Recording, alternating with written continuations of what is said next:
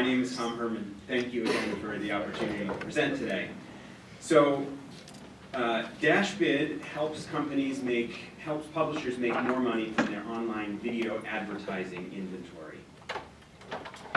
The market for online video is growing very, very quickly. If you were at CNN or MLB and you were responsible for ad sales, you used to be in control, you were selling your inventory over martini lunches, things were good. But over the last few years, content has become commoditized and your margins have been eroding. And Dashbid is here to help you make your content king once again so that you're in control of how you sell. The online video advertising market is large and growing very quickly, but the television advertising market is, of course, enormous.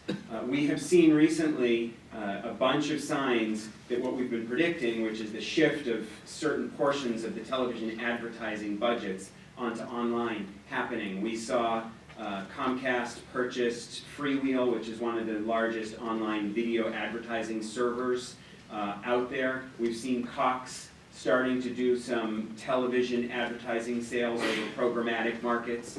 Those are all areas in which Dashbid excels. And we see that not only is this previous trend line going up rapidly by double digits annually, we think it's going to even increase beyond what Wall Street Journal and eMarketer are saying is going to happen, because this television budget, some of it, a huge portion of it, is going to move to programmatic. There's no reason that an advertiser shouldn't be able to make a choice about whether they want to advertise to you based on a huge landscape of data about you at the time that you're watching an ad on TV. We see set-top boxes getting smarter, and we see smart televisions getting smarter, and we see a tremendous increase in viewing standard television content when you want, instead of when it's being broadcast. And all of those things drive programmatic sales of video advertising. So it's a complicated marketplace. You heard a whole bunch of jargon just as I was being introduced, but basically, similar to a financial market, you have a buy side and you have a sell side. On the buy side, you've got the advertisers, and you've got a whole bunch of companies that are doing programmatic buying called RTB. Companies like Rocket Fuel, which recently went public and announced that they had, or we saw through their filings, that they had more than 50% margins. That can't make McDonald's or Verizon very happy when they know that the person who's buying for them is making 50% margins. On the other side, you have the publishers that provide all the advertising inventory, and there's a lot of money that has been invested on the RTB buying side. As a result, buyers have been able to cherry pick the publisher's audience, buying only the impressions they want and driving down pricing. It's been a tremendous amount of investment in this area, much less on the sell side. We like to call it real-time selling. It requires a certain amount of sophistication and tools. It's very data-driven, and what Dashbid does is help publishers sell their inventory into these programmatic markets and compete with the companies like Rocket Fuel and MediaMath that are buying in very sophisticated ways in these marketplaces. So we're here to level the playing field in favor of the publishers who used to be in control but have lost control. So it's a very confusing and complicated market, a lot of players, and as a result, one of the things that we see is $1 spent by an advertiser frequently results in as little as 20 cents to the publisher. Everyone's taking a big piece. And the marketplace is complicated, data-driven, and very opaque. So when we launched our first client, we saw, this was Gamehouse, which is a part of Real Networks, we saw a 23% increase in revenue immediately. We had similar, in fact, better results with our second client. And since then, we have launched, in the last 6 months, more than 18 clients, and we have more clients in the pipeline than we're able to implement at this point. The team is small, we have 3 people, and we can't keep up with the demand for our product. Our revenue model is pretty simple. We have commissions on everything that runs through our platform sales.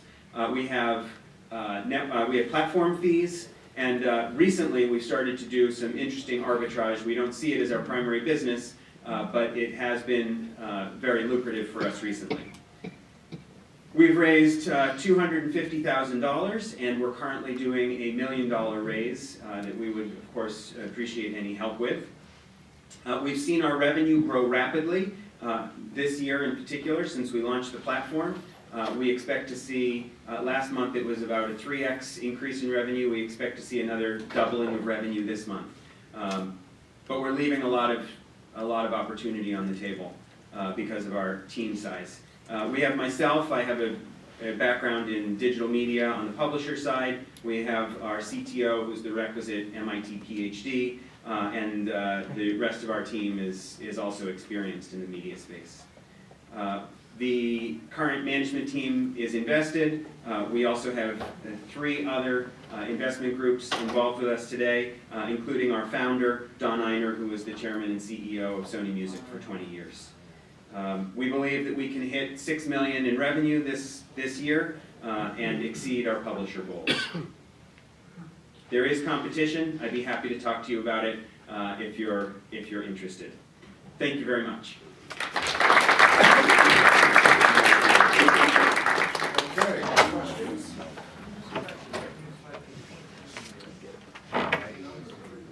This chart, How many billions is that's 55 billion. We did $88,000 last month. We expect to exceed $120,000 this month.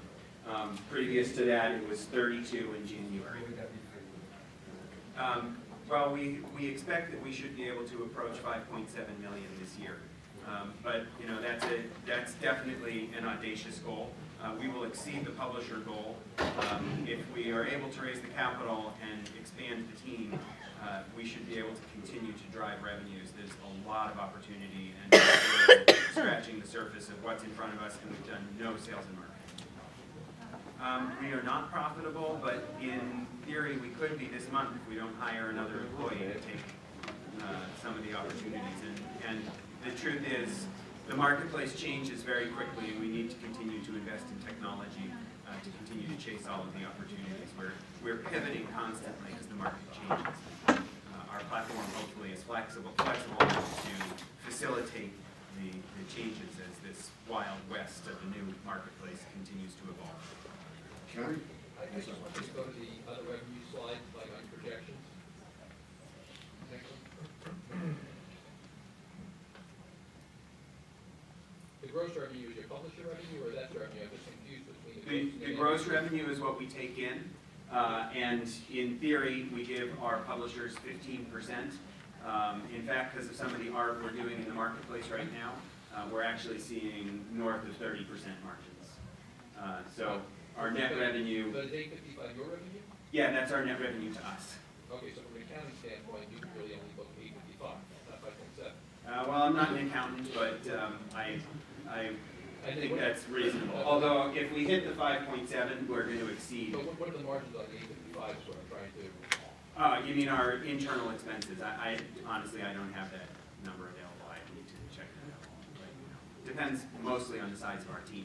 There's almost no expenses beyond human resources.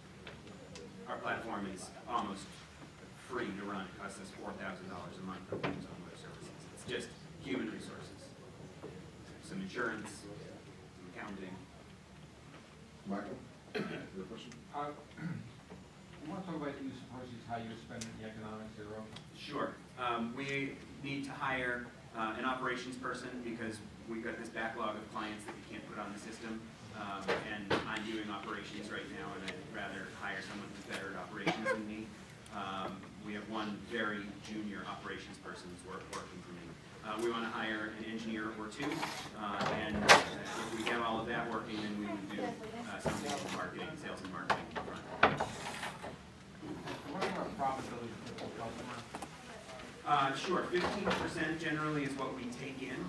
So the profitability really depends on the size of the customer. Right now we're working with very small customers mostly, but the application applies to larger customers if we can get into that part of the sales cycle and start implementing those folks. It's 15% of whatever that publisher is able to do in gross sales themselves. So we really want to move from tier 3 into tier 2 type publishers. We did make a run at Major League Baseball for MLB TV, and this was quite a few months ago, and we just weren't big enough yet for them to trust us based on our balance sheet and so forth. But I think that we'll be there soon. The product works, so it's a no-brainer, and it doesn't cost them anything to try.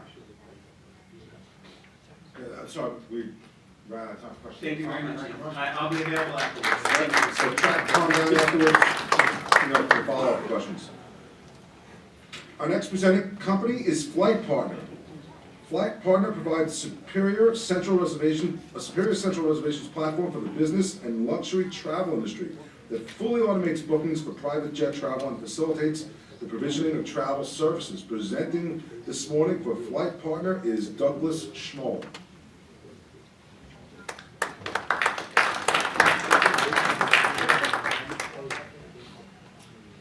Good morning and thank you for having me. My name is Doug Schmoll and I'm here to tell you about Flight Partner, how we're going to simplify the private jet travel business and open up the market to a new tier of traveler, and we're going to do that with our technology. For those of you that think business aviation or private jet travel is a niche market, you're correct. It's a $150 billion niche market. Yet there's problems, there's great inefficiencies in the market. I was surprised when I was moving from my airline career into the private jet side of things, known as business aviation, to find the tools that I was using as part of my craft and my trade weren't available in this market. So I did a little research and development over the past 2.5 years and found that 65% of aircraft availability goes unused. That's an airplane sitting on a ramp, not making money, notes still due each month. 40% of those used return empty. It's very expensive to bring a jet back empty. Current software tools have conversion to sale rates of less than 10%. Some of the large operators that I've spoken to have told me it's as little as 1%. The problem? No centralized reservation system. Whereas you might go on Expedia, Travelocity, some of the travel sites, you're going through what's called a GDS, Global Data System. It aggregates all the data, and when you book a seat, it's coming out of a company like Travelport, a multi-billion-dollar company out of Atlanta. None of that exists for private aviation or business aviation. Yet there's much larger numbers associated with business aviation and private jet travel. There's 2,100 operators, 8,600 aircraft available for reservation right here in the U.S. alone. Fragmented IT integration. I don't know, those three words probably shouldn't be together, but it's fragmented IT. No system standards, communications in our digital age. Lack of automation. During my R&D and the MVP build-out, we still had people faxing us. They're filling out forms and faxing us. No single source that aggregates the available private jet inventory and automates the booking process. Solution, Flight Partner. We're a central reservations and auction platform for the luxury travel industry. When I use the word luxury, please, that could be used in business as well. A jet is a tool. So we facilitate, with all this verbiage, we're matching supply with demand. That's what we do. If you'd like to think of it in the most simplistic terms, it would be Priceline for private jets. So we'll increase the availability within the air charter marketplace through a real-time reservation and reverse auction platform. That will increase aircraft utilization, lower reservation and workflow cost, lower price points, create a new tier of customer, and empower consumers with a centralized booking system. We do this with a digital handshake, just as you would when you go on one of the common travel sites. You search, you select, confirm, you're notified, and the money transaction occurs. We do the same thing. We add another layer on here, and that's why I use the word Priceline, because we put an auction and bid system in place. Intellectual property, provisional patent for search quote engine, Flight Partner's trademark. We have a copyright on the software code, our special sauce, the proprietary search algorithms that we've built. We have 2 years of market R&D. We built out the minimum viable product just by the book, and we are the first to integrate accurate real-time quoting, first to offer real-time reservations online. Our sales strategy, if you recall the digital handshake, we're in the middle. The communications, the data will come through us. Okay, so in essence, we won't have to sell. People will come to us because if they want to run an efficient operation, they'll have to have us. Our competition, this is a tough one for me because we really don't have competition. Okay, but if you do want to book a private jet, you can go on one of the first three links, put in your information, and you'll get a message. We'll get back to you soon. That's not what we do. You can go to Simple Charters and you can book a flight. You can have any one of his 3 airplanes out of Portland, Maine. Avanode, they aggregate the data from around the world. However, they have no single point of presence. Their business model prevents them from doing that. I'd be happy to share that later on. Our competitive advantage, knowledge, aviation, and technology. I have 16,000 hours in everything from 1 to 4 engine jets. I've been writing code for 17 years. We're the first to market with the innovation that I've gained in the business. And we're automating it with a real-time data exchange and a very simple user interface, user experience. How are we going to make money? 5% commission when we're going direct to the consumer. Give you an example, right out of here, Farmingdale, Miami, on a light jet, $22,000 round trip. We'll get 5%. That's an $1,100 transaction for a flight partner. We'll have recurring fees. In this example, $25 a month, 4,000 aircraft. 2% commission on the B2B side, 6.6 million hours flown in 2012, if that can give you an idea of the size of this market. Okay, like many startups, start slow, accelerate rapidly. We have a great team in place. You'll recognize not only myself, but the second name is my son, Cornell Engineering, 3 years at Accenture, working for Fortune 100 companies in GDM strategies and business analytics. And a great young man, master student. Here's our current partners, some notables there. I'd be happy to share those with you. We're go-to-market ready with the software, raising $500,000 on pre-money valuation of $1.5 million. Thank you very much.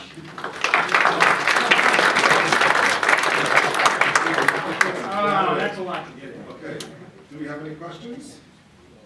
Yes, sir. I couldn't see on that slide, did you indicate what your revenues are now, or you're completely starting on? We're in a trial period, and we actually haven't launched. We moved from minimum MVP to build out the platform based on feedback. We're in a trial period with all those people having registered, and actually those numbers we're up to nearly 1,000 aircraft now, so the numbers are larger than that slide.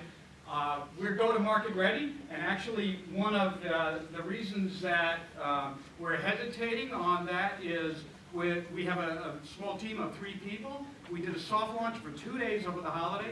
Probably wasn't a great time to do a soft launch, to be honest, because we were inundated in a 2-day period. We found that we couldn't handle the last mile. As much as we automate this, it's a very customer-centric business, and we need client services, customer service on staff 24 hours So a what day. were the funds we used for? Build out client services and our sales staff and marketing. People. Yep. What's your best guess when the thing's up and running? What would you All right, imagine Jane. hopefully the revenues might be in the first year? Well, I don't know if that slide, Is it on there? I can't see. yeah, I had to go really quick through it, obviously. But we're looking for profit in 2015, and then like I showed you, it's going to accelerate rapidly, and truth is, it will accept. We're showing revenue of 300-something thousand. Okay, what's the next year? 2.4 million plus. Then 9 million, then 20-something million. It's one of the businesses that will accelerate rapidly, and I know it looks like a hockey stick, but that's the nature of this business. If you really want to talk numbers, if we capture 10% of the market share, which I think is quite possible, that's $120 million. How much should the average consumer save versus the way you're doing it now? 10% comes off immediately, another 15 to 20% on the efficiency savings that are in place. We're looking to bring a total reduction in about 25 to 30%. So we use something like Charter Hub now, okay? Why is that only moderate? I know Charter Hub, it's a message board, it's a post. Yeah. It's not, it's a reservation system, really no different than you would, some of the common reservation systems that you use today. It's actually that simple. We have a 60-second workflow process. You want a private jet in 60 seconds, it's done. We have a lot of questions, really quick, Ken.